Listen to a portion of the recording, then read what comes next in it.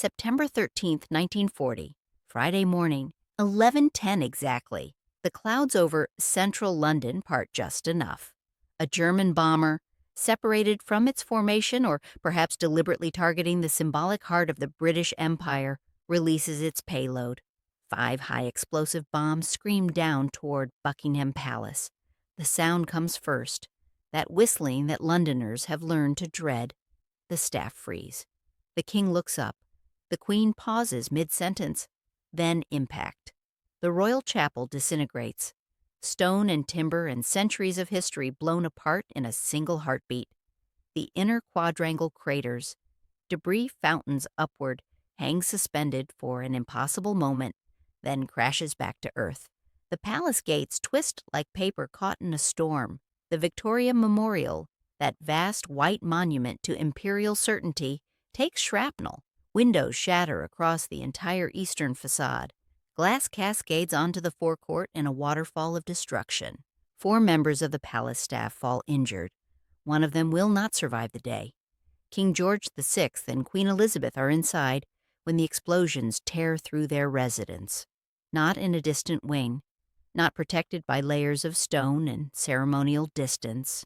Close enough that survival is a matter of yards and angles. Close enough that the difference between monarchy continuing and monarchy ending comes down to which corridor they chose that morning, which room they happened to be standing in when death fell from the sky. The dust settles, the ringing in their ears fades to silence, and Elizabeth Bowes-Lyon emerges from the wreckage to survey what remains. Dust coats her shoulders, it clings to her hair. Her signature blue outfit is gray with debris. Broken glass crunches beneath her sensible shoes. The windows of her sitting room have blown in completely. The frames are splintered. The curtains hang in shreds. Through the jagged openings, she can see the courtyard, littered with rubble that hours ago was the ceremonial center of the world's largest empire. Around her, palace staff pick through the destruction. Voices call out names. Someone is crying. Someone is praying. The smell of cordite and dust and something burning fills the air. Elizabeth understands immediately what this moment means. Not the personal danger, which is past, but the political opportunity, which is just beginning. The East End has been burning for weeks. Working-class neighborhoods have absorbed night after night of German bombs while the royal family remained untouched in their palaces. Resentment has simmered. Whispers have circulated. Why should ordinary Britons suffer while the aristocracy sleeps safe? Why should dockers and factory workers watch their homes burn while the king and queen inhabit a fortress of privilege? That gap has now closed with explosive force. In a letter written shortly after the attack, Elizabeth captures her calculation with startling clarity. She writes that she is glad they have been bombed. Now, she explains, she can look the East End in the eye. Some versions of the quote include the word almost. Almost glad, a characteristic hedge that softens the admission without changing its meaning. The bombs that killed a palace worker have purchased something invaluable: moral authority, credibility, the right to comfort those who have already lost so much more. The Queen Consort, who remained in London when she might have fled to Canada or Scotland, has now proven her commitment with blood and debris. She has shared the suffering. She has earned her place among the bombed. The months that follow transform Elizabeth Bowes-Lyon from aristocratic figurehead into wartime icon.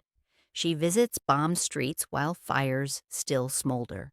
The photographers capture her picking her way through rubble in her heels. The newsreel cameras record her bending to speak with rescue workers. She descends into air raid shelters to shake hands with families huddled against the night terrors. She sits on wooden benches in underground stations, surrounded by ordinary Londoners, their children pressed against her blue silk, their fear temporarily forgotten in the presence of royalty made human. She tours munitions factories where women in headscarves assemble the instruments of destruction. She stands amid the noise and the grease and the clanging of metal, smiling at workers who cannot quite believe the Queen has come to their factory floor. She inspects hospital wards filled with the burned and the broken. She holds hands. She speaks soft words. She never flinches. The newspapers print every photograph. The newsreels play in every cinema. The nation falls in love with its queen consort, the woman who would not abandon them, who walked where the bombs had fallen, who looked the East End in the face and did not look away, and 40 miles from Buckingham Palace, while Elizabeth tours the devastation and builds her legend, a different kind of arrangement is being made. Fenella Bowes-Lyon sits at a desk, forms spread before her, a pen in her hand. Her husband, John Herbert, Elizabeth's brother, died in February 1930. Pneumonia. He was 43. He left behind Fenella and 4 surviving daughters. 2 of those daughters present Fenella with a problem that aristocratic breeding and social position cannot solve. Nerissa was born February 18, 1919. She is 21 years old when the palace is bombed. She has never learned to speak, not a single word. Medical professionals of the era classify her as mentally deficient, language that carries profound stigma in a society where eugenics remains respectable and disability suggests contaminated bloodlines. Katherine was born July 4, 1926. She's 14. She, too, has never spoken. Nurses who have cared for them note that Nerissa makes unintelligible noises all the time. She can manage only a few babyish words. Katherine, though described as more alert, communicates only by pointing, by noises, by smiles at things that please her. Their mental ages are variously estimated: 3 years old, 4, perhaps 6 at most. They are children trapped in women's bodies, entirely dependent on others for their care and protection. Their fate subject to decisions made by adults who will never explain those decisions to them. Fenella has managed for a decade. She has employed nurses, private caregivers who understand discretion, who know not to discuss their charges with outsiders, who maintain the fiction that the Bowes-Lyon family produces only healthy, brilliant, marriageable children. But war has dismantled those support networks with brutal efficiency.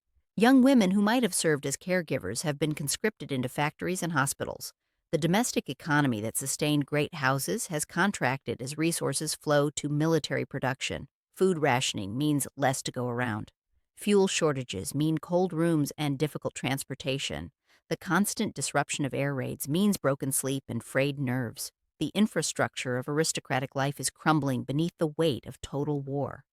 And Fenella is not alone in her predicament. Her sister Harriet faces identical challenges with 3 of her own daughters: Idonia, born 1912, Rosemary, born 1914, Etheldreda, born 1922, all suffering from similar conditions, all unable to speak, all requiring constant care. 5 young women in total, all first cousins to the queen consort, all presenting the family with the same uncomfortable question: what do you do with people who do not fit the image? The 2 sisters, bound by blood and now by circumstance, confront a wartime crisis that demands a wartime solution. Their father, Charles Hepburn Stewart Forbes Trefusis, the 21st Baron Clinton, helps arrange the details. He has connections. He has resources. He can make things happen quietly. Royal Earlswood Hospital for Mental Defectives in Red Hill, Surrey. It is a Victorian edifice that opened in 1847, Britain's first purpose-built institution for people with learning disabilities. The name alone tells you everything you need to know about how society viewed its residents.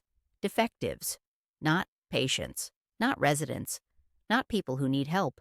Defectives. By 1941, the hospital houses hundreds of patients in wards that range from adequate to austere. Long corridors lined with identical doors. Communal dormitories where 20 or 30 beds stand in rows like a barracks. Rigid schedules that govern every moment from waking to sleeping. Meals served at fixed hours. Activities supervised by overworked staff who have too many charges and too little training. Recreation limited to the grounds. Visitors rare. Patients enter Royal Earlswood not to be cured but to be contained. The goal is not rehabilitation but management, keeping bodies fed and housed while the minds within are largely ignored. The speech therapy that might unlock hidden potential is not offered. The educational programs that might develop stunted capabilities do not exist. Patients arrive. Patients remain. Patients eventually die. June 1941. 9 months after the palace bombing, while Elizabeth tours bomb streets and poses for newsreel cameras, while she waves from hospital wards and inspects munitions factories, while she builds the public image that will sustain her for the next 6 decades, 5 young women are loaded into vehicles. The drive from London to Redhill takes perhaps an hour, perhaps less. The Surrey countryside slides past the windows. Fields, villages, churches, the ordinary landscape of southern England, untouched by the bombs that have devastated the capital.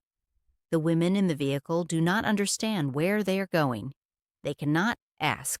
They cannot protest. They watch the world pass by with whatever comprehension their minds allow. Nerissa Bowes-Lyon, age 22, Katherine Bowes-Lyon, age 15, Idonia Fane, age 29, Rosemary Fane, age 27, Etheldreda Fane, age 19, all of them disabled, all of them royal adjacent, all of them about to vanish from official existence. The vehicle stops. The doors open. The women are led through the entrance of Royal Earlswood Hospital. Their names are recorded in ledgers, their conditions noted, their fee arrangements confirmed. They are assigned to wards. They are given beds. They are introduced to the routines that will govern the rest of their lives. No photographers are present. No newsreel cameras roll. No reporters ask questions.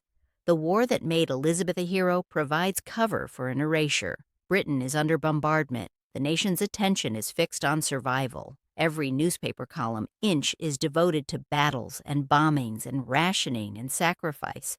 Who would notice 2 young women entering a Surrey hospital? Who would think to ask where the Queen Consort's nieces have gone? The summer of 1941 passes. The autumn brings shorter days and longer nights. The winter closes in with its cold and its darkness. Nerissa and Katherine settle into the rhythms of institutional existence. Wake when the bell rings. Eat what is placed before you. Follow the attendants when they gesture.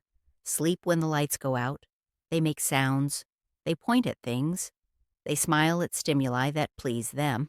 But they cannot ask when they will go home. They cannot demand to see their mother. They cannot write letters or make telephone calls or do any of the things that might remind the outside world they still exist. The world continues without them. Outside Earlswood's walls, their Aunt Elizabeth becomes ever more visible, ever more beloved. The visits to bombed areas continue through 1942, through 43, through 44. Each appearance reinforces the narrative of royal sacrifice, the Queen Consort who shared her people's suffering, who had remained when she might have fled, whose palace had taken bombs just as the East End tenements had taken them. The photographers capture her amid rubble in Manchester, in Liverpool, in Coventry, in every city the Luftwaffe has touched. The newsreel cameras record her words of comfort, her expressions of sympathy, her promises that Britain will endure. And 40 miles from every location where cameras flash and crowds cheer, 2 of her nieces learn to recognize the faces of ward attendants rather than family members, to expect institutional meals rather than visits from aunts or cousins, to understand, if they can understand anything at all, that they have been deposited in a place from which no one will retrieve them.